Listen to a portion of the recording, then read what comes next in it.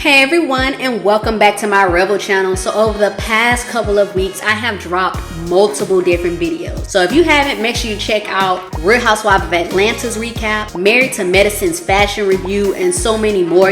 Show some love. And in this video, I am going to recap Real Housewives of Dubai's inaugural season. But before I get into the storylines, I do want to introduce the cast and state that before the show even aired, Bravo TV dropped their article called Caroline Stansberry Returns to Bravo. Find out who joins her. Now, we all know Caroline for Ladies of London. I didn't really watch it. I do plan to binge it in the next coming weeks. But right off the bat, the article lets us know that Dubai was Bravo's chance to recreate a branch off in the Housewives universe while using someone that they already know, making it an easier transition while still using their connections with prominent friends, acquaintances in Dubai or surrounding areas. Kind of how Potomac had Sharice and Atlanta had Nene in the beginning. So when we get to the friends, I do want to start off with Caroline. She is not just known for Ladies of London. She's also a brand ambassador and has a podcast called Divorce Not Dead. Now, I haven't heard about Divorce Not Dead, but I can say that during the season, they did promote her being a prominent influencer in Dubai. Then there's Lisa Milan. She's a fashion designer, owner of Mina Row. She was also on reality TV in the beginning on College Hill. Recently, I did learn that she is or will be, depending on when this video drops, on the cover of SZN magazine talking about Mina Row. Chanel Ayan is the first black supermodel in Dubai, and she also owns a talent agency. We also learned after the season that Ayan Beauty will be coming soon. Caroline Brooks is an executive director in real estate and now owns the Glass House Spa in Dubai. We also learned that that second location will be coming soon. So hopefully we see the things for Brooks and Ayan in the new season for season 2. Then for Sarah Al-Madani, she's an entrepreneur, motivational speaker, and online I did find that she's a CEO for multiple companies. She can also be found promoting other influential and prominent causes. And then there's Nina Ali. She is the entrepreneur and co-owner of Fruit Cake Company. I do wish they would have displayed that more than the season. Visually, the show is very diverse, but to a certain extent. I do wish we would have seen different people from the United Arab Emiratis. For currently, we only have Sarah for that. There was also some backlash in the beginning because of the stances and laws that Dubai has, and some Emiratis felt the show didn't really reflect who they are. Don't hold it against me. I did look up how to pronounce Emiratis. Hopefully I'm not saying that incorrect. I'm not trying to offend anybody. We also don't have the time to go into a lot of the problematic things and laws that Dubai has, but that will be in my description. But it's kind of like how in America we have our abortion laws that a lot of us don't agree with.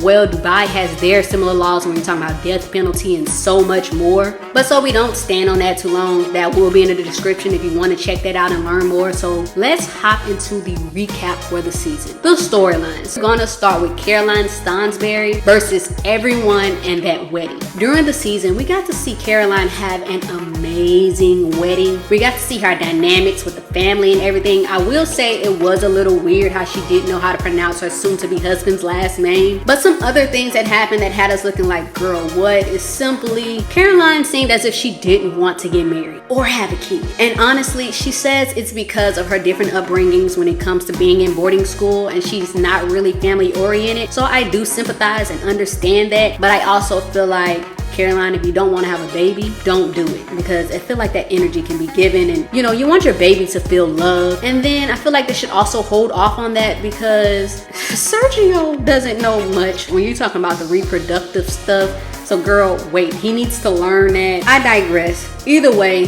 their wedding was beautiful, and I hope they have a beautifully blissful marriage. Now, during the season, we also learned that some of the drama that took place because of the wedding stems from the invitations to Caroline's hen party. And it later evolved into her pre-wedding party when it comes to Ayan. Honestly, when you're talking about the reason for why Ayan wasn't invited, it looks like that was mainly BS on Brooke's part. She was stirring the pot. She said Ayan wasn't invited because she wasn't important, and Ayan took it as Caroline Stansberry saying it. It's clear Brooks was just stirring that pot, especially knowing Caroline and Ayan already have lingering issues, and Ayan should never care to go where you aren't welcome anyway. The issue with the outfit at the wedding, well, pre-wedding, to me purely stems from Stansberry's insecurities. She asked everyone to wear white. Ayan wore white. You had an issue with her outfit. You had an issue with her hair. You just allowed your insecurities to be displayed, and it was super duper weird. Even the way her and her friend tried to check Ayan, and I did love how Ayan stood up for herself. And at the same time, y'all know that girl go to grocery stores and stuff in couture. What exactly did y'all expect her to dress? Like, how did y'all expect her to dress? It was weird. Then there was the issue with Caroline and Lisa. So correct me if I'm wrong, but Lisa had a fashion show and Caroline chose not to come. And Caroline said her issue with Lisa is because Lisa backs Ayan blindly. Now, when they did have the sit down, Lisa basically said, whatever issue you have with Ayan, that's between you and Ayan. It shouldn't be an issue with us. So once again, Caroline, you're allowing your insecurities to flourish. You said a lot of different things during that sit down. What is wrong with Lisa backing her friend? Lisa even said that she will check Ayan when she's wrong. And we definitely did see that in the later, portion of the season when Ayan overreacted to something that really wasn't there that Caroline said. And I can say that Ayan was definitely wrong at that time. Then there's Brooks versus Sarah. I felt this storyline really sparked a great conversation when you're talking about social media and so forth. So basically, Brooks wanted to send her son to boarding school. She asked for advice. Stansberry let her know, like, hey, boarding school isn't the way to grow. It contributed to a lot of her childhood trauma and so forth. Then there's the dinner with Brooks, Sarah, and two of Sarah's childhood friends, with Sarah giving her input. Brooks did ask Sarah for her input. She gave her input on that, but then Sarah noticed something else and she asked, can she speak up on something? This led, as you can tell, to a huge argument. Sarah, you're part of the problem. Your mom, there's certain buttons you don't push. The little snarky remarks I made about the way that I may deal with my kids. Sarah goes, well, you should be more affectionate. He's like, yeah, I agree with her. You should. I told you I don't want to intrude. Would you let me say something? You said yes. Yeah, sure. I'm just telling you now, I don't know you like that. You understand what I mean? Many of the women stated you shouldn't tell anyone how to raise your kid. This is my stance on it, and I do want to hear you guys' feedback on how you felt. So honestly, I'm not a parent, and I always acknowledge that. I will say that Sarah does come off as a know-it-all, and she can definitely overstep her boundaries. We've definitely seen that throughout the whole season. At that moment, I do feel like Sarah's observation, though, at that time may have been right. Maybe it's the editing, maybe it's not, but let me know how you felt. Was her observation wrong? Was she right? And I do feel like a lot of times we don't want to hear what someone else has to say. And look, yes, don't tell anyone how to raise their kids. But if you do notice something that can definitely help, went through different things, what's wrong with stating like, hey, I noticed this, X, Y, and Z. But I also feel like it's how you say it and how you go about it, and you shouldn't overstep. And in that moment, Sarah did keep going. And the moment you notice she didn't take that, she took it in a different direction, just apologize. Hey, that's not what I meant. And keep it pushing. But let me know you guys' stances on that storyline and how you would have handled it. And that storyline also showed us how in Dubai you can't really argue like that, especially in public, because they can go to jail and different things. And I can say that's something that's different, whereas in America you'll see them go at it. In Dubai they can't do it like that, you know what I'm saying? So I felt like that's why some people didn't really care for the season, but I felt like that was fine. It was a breath of fresh air to see something different. Then there was Ayan and her childhood. Honestly, I didn't want to talk about this one because it's so sad, but it has to be talked about because it's very prominent in the season. And I felt like this uncovered who Ayan really is, what she's been through, and it can definitely help somebody that has gone through this. Morning at 6 a.m. I didn't know what was going on whatsoever. And then they took us to this man's house and they just tied us on the bed and we were circumcised. Man, I hate that anybody would have to go through this, and I hope no one else have to go through this, and I hope that sheds light to change that situation. I also felt like, in a way, I'm glad Ayan did share it, because that can definitely help somebody else. And the same can be said for Brooks when she told her story and what happened between her and her husband as well. Get out of those verbally and physically abusive situations, you know what I'm saying? So I do like that both of them shed light on those things and basically said, this is what's going on, this is how I got out of it. And this kind of opened the rest of the world's eyes to the different things that other people are going through, and we should definitely see some changes. On some other storylines, I'm going to pivot a little bit from that because those things are very sad. Sergio tweets. So they talked about this at the reunion. The Peacock on Twitter wants to know about Sergio's past tweets from 2016. Oh, the racist tweets?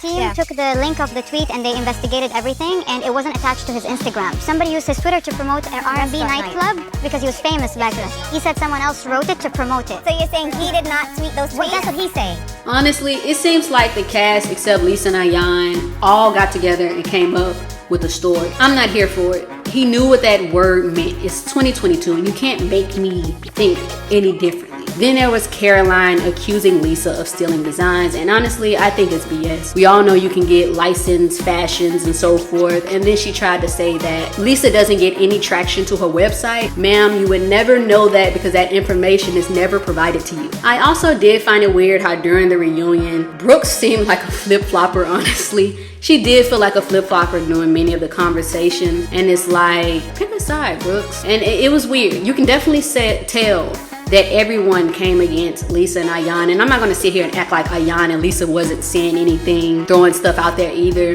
but they had to hold their own against the other fours. Like y'all had a conversation and said, hey, have my back here and I'll make sure X, Y, and Z. I don't know. I'm just speculating when it comes to that. I also want to mention, like, social media, y'all be on it. Caroline Stansberry made some comments about Lisa using ice in the pool, which is so petty, honestly. And she basically tried to say, you know, we have heated pools over here. We have da-da-da-da-da. Basically, in a way, flaunting your wealth. We know this is what Housewives is for. He wants to know why you felt the need to go on Twitter to let people know your house has an automatic pool heater and cooler. Because I don't know anyone that puts ice in their pool unless they have to. To cool down the pool in Dubai. Throwing ice cubes.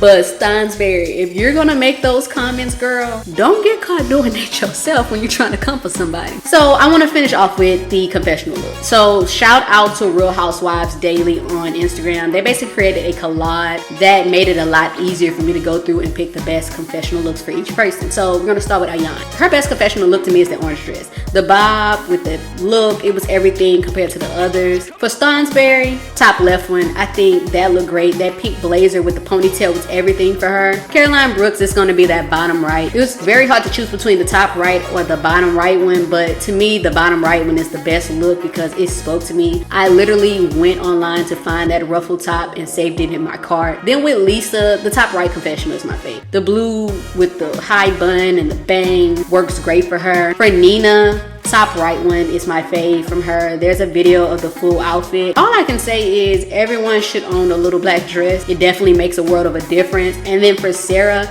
it's gonna be that bottom right one. That's my fave. She gave fierce mixed with like a hint of wild and Perry type of style. I like that. And then when we're talking about the women's reunion looks, I do have a video on that, so make sure you check that out. That will be in the description as well. So my overall thoughts. The reunion was cool. I can say that sometimes Ayan just needs to learn how to listen sometimes. And then when I look at everything else that's going on, I can definitely say a lot of the women do gaslight her at times and try to make it seem like, well, why are you reacting in this way?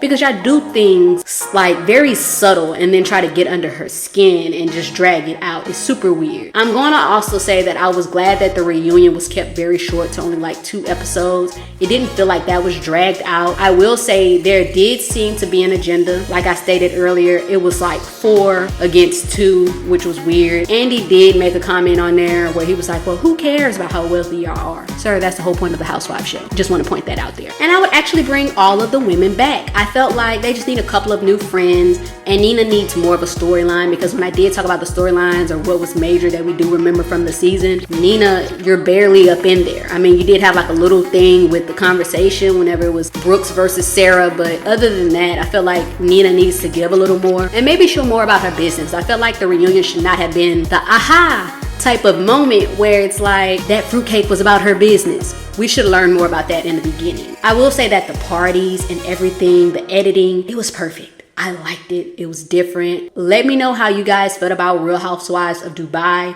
Will you be watching next season? Give me your comments on the storylines and let me know, what do you want to see next? Who you think should come back? And I will see you guys really, really soon.